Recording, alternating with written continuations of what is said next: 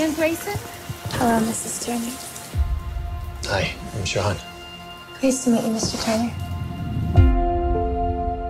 You have a beautiful home. She is a godsend. I was expecting someone older, less weird. I'm sure you and Jericho will form an instant bond. She's cool with everything? She knows the situation.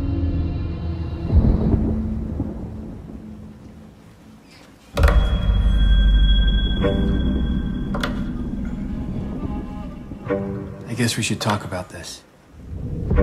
She's gone. You can put the doll down now. I'm fine as I am, Mr. Turner. We lost Jericho when he was 13 weeks. Dorothy took it hard. This is the only thing that brought her back. I should take Jericho for his walk now. I want to know how this project came to you and, what were your first thoughts when they gave you the elevator pitch? The pilot came to me, and I love the premise of the show, this idea of the woman dealing with grief and doing this therapy with the doll. And then we started to talk about tone and how to write and how to ride that line between humor and is this real or is this not? And once we found that, I was super excited, and I said this really should be the thing I want to work on in between my movies. Yeah. What are you two doing in here? Don't touch him. Don't make any sudden movements. What's happened? Dorothy, can you hear me?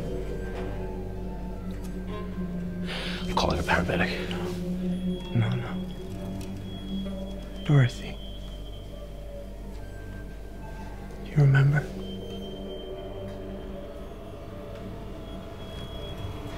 Do you remember what happened to Jericho?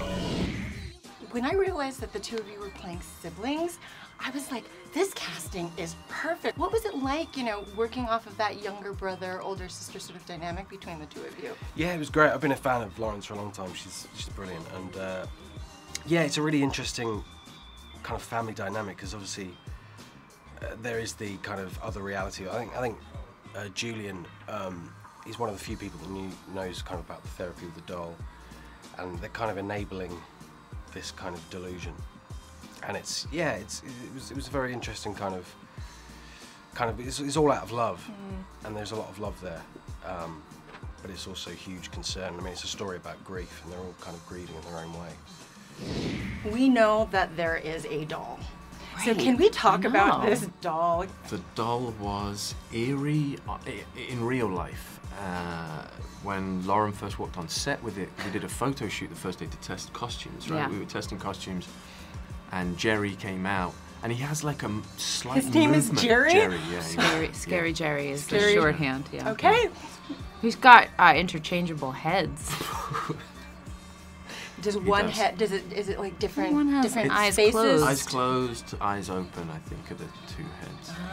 It's the best prop ever. It provides endless comedy on set. It does. To the prop people. It's a very expensive prop, so when you accidentally bash it into the light stand for a joke, they don't like that. No. Do you have any siblings, Leanne? No, Mrs. Turner.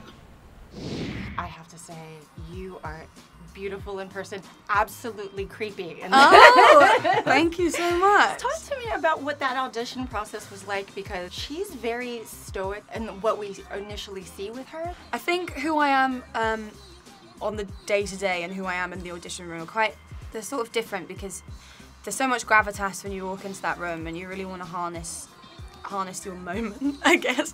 And I think with Leanne, I walked in and I was just like, I just didn't want to do anything or say anything to detract from her and her power in the stillness that she has. So I didn't really speak much. I didn't really talk. I just sort of went in and said hello and listened and did my audition, and kept quite contained and reserved. And I think I've used that element and woven it with Leanne without the whole series, and that's probably why the Night softness. cast me. Yeah, because I just kept it quiet and kept it still and just really wanted to focus on doing it right. I'm not very quiet and still in real life. Philly. Yeah. I mean, did Tony initially have this set in Philly, or is this just, you know, another sprinkle of you? Well, because it's such a long form storytelling, as we started, I said, is it okay if we set it in Philly, because we're gonna end up shooting there.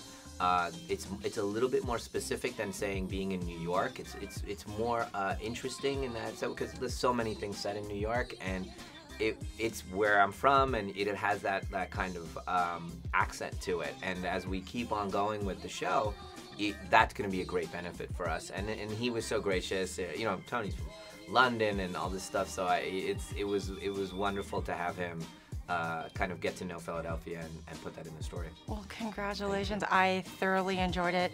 Servant is on Apple TV Plus as of November 28th, right? On Thanksgiving Day. Yeah, perfect. Thank you so much. How much did those boys tell you about what happened? What if she wakes up?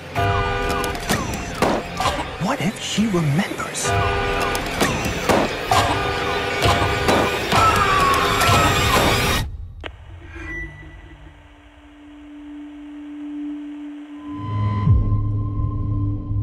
Do you know